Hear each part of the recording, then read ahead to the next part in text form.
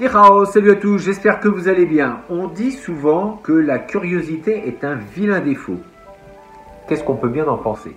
Bien pour vous, je ne sais pas, mais en tout cas pour moi, je trouve au contraire que la curiosité c'est plutôt une qualité. Bah oui, imaginez un petit peu le nombre de trouvailles que l'on a pu faire grâce justement à cette curiosité. Si on n'avait pas été curieux, est-ce que l'on aurait découvert autant de choses que l'on a pu découvrir pour en arriver où on en est en 2020? Je pense que la curiosité, c'est aussi quelque chose qui fait partie de notre ADN. On est comme ça, nous, êtres humains, on aime bien savoir ce qu'il y a au-delà des frontières. On est curieux, c'est comme ça, on a envie de savoir ce qu'il y a derrière cette porte. Et on a beau nous dire qu'il ne faut pas l'ouvrir, on fera tout pour l'ouvrir. D'ailleurs, si vous avez des enfants, je pense que la meilleure des choses, c'est surtout ne pas dire à l'enfant qu'il ne faut pas faire ça, parce que c'est le meilleur moyen d'être sûr qu'il va tenter de le faire. Et dans la pratique martiale, eh bien, c'est exactement la même chose. Je pense que de rester renfermé sur ce que l'on a appris est, à mon sens, avec le temps, une erreur. Je pense qu'il faut absolument, au contraire, s'ouvrir les yeux, rechercher un petit peu ce que les anciens maîtres, quels que soient les styles, quelles que soient leurs origines, qu'est-ce qu'ils ont voulu transmettre, et je pense que ça va enrichir notre pratique.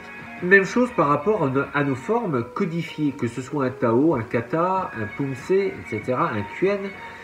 Eh bien, je pense qu'il faut savoir le déstructurer, complètement le changer et d'être curieux. Qu'est-ce qu'il y a derrière tout ça? Est-ce que je peux le faire différemment? Rien ne vous empêche, il n'y a rien de sacré là-dedans. Un Tao, c'est une forme. On peut la défaire. Bien évidemment, si vous devez la rendre, rendez-la telle qu'elle vous a été enseignée. Ça me paraît logique. Mais rien entre les deux ne vous empêche de la déstructurer, d'en faire autre chose. De la tenter peut-être avec une arme, à plusieurs. Bref, il y a énormément de travaux que l'on peut faire grâce à une forme. Et puis, s'il n'y avait pas cette curiosité, je pense que le monde, en fait, ça serait chiant à en mourir. Et indirectement, on aime ça, le côté un petit peu ne pas savoir ce qui se passe, ne pas savoir ce qu'il y a derrière cette porte, comme je disais, ça nous intrigue et ça nous donne des sensations. Quand quelqu'un vous dit « je t'ai fait une surprise », qu'est-ce qu'on a envie de savoir? C'est quoi? Quelle est cette surprise? On a envie de savoir. Donc il y a bien cet instinct de curiosité qui est là en nous, il nous est propre et on ne peut pas lutter contre. En tout cas, pour moi, je pense que c'est une erreur de vouloir lutter contre ça. Et la curiosité peut vraiment nous emmener sur un autre chemin par rapport à notre vie et peut-être découvrir de nouvelles sensations, de nouvelles envies et de créer un nouvel enthousiasme. On voit pas mal de vidéos donc sur YouTube, sur Facebook, il y a beaucoup de choses qui se partagent, qui se véhiculent et on a tendance parfois à juger un petit peu trop vite et on aime mettre des commentaires sans savoir ce qu'il en est parce qu'effectivement on voit quelque chose, mais est-ce que l'on sait comment ça a été fait, dans quel but, quelle approche il a voulu en faire? Je pense qu'on est parfois à côté de la plaque. Je vois certains commentaires, certains types de travaux. Et je pense qu'on n'a pas toutes les données pour pouvoir juger ce que l'on voit. Alors chacun y met un petit peu sa personnalité, chacun y met ses connaissances, ce qu'il pense être juste, mais parfois on peut se tromper, encore une fois. Et donc il faut être curieux, il faut simplement s'interroger, et je pense qu'avant de mettre des commentaires, évidemment qu'on peut en mettre, mais ne serait-il pas plus judicieux d'appeler la personne qui a fait la vidéo en question et de lui poser les questions, savoir dans quel but, dans quel contexte il a voulu faire cette vidéo et pourquoi il en a fait une vidéo qu'il a partagée.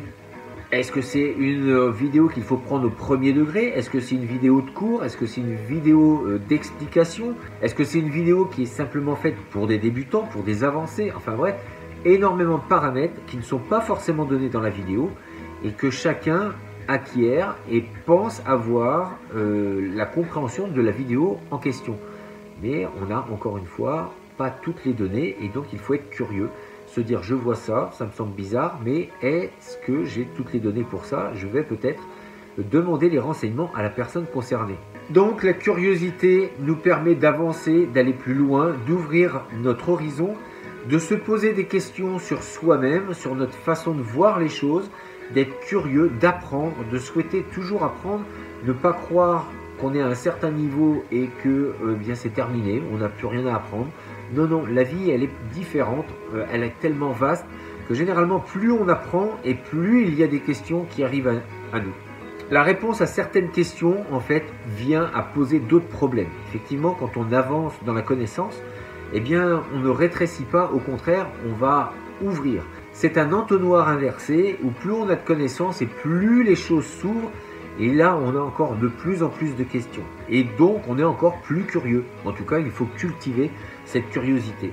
Les enfants sont curieux et je pense qu'il faut garder cette âme d'enfant pour pouvoir apprendre et de s'émerveiller des fois des choses qui nous entourent, d'être curieux, de savoir comment ça fonctionne, pourquoi c'est là. Et ça permet de voir la vie beaucoup plus joyeuse.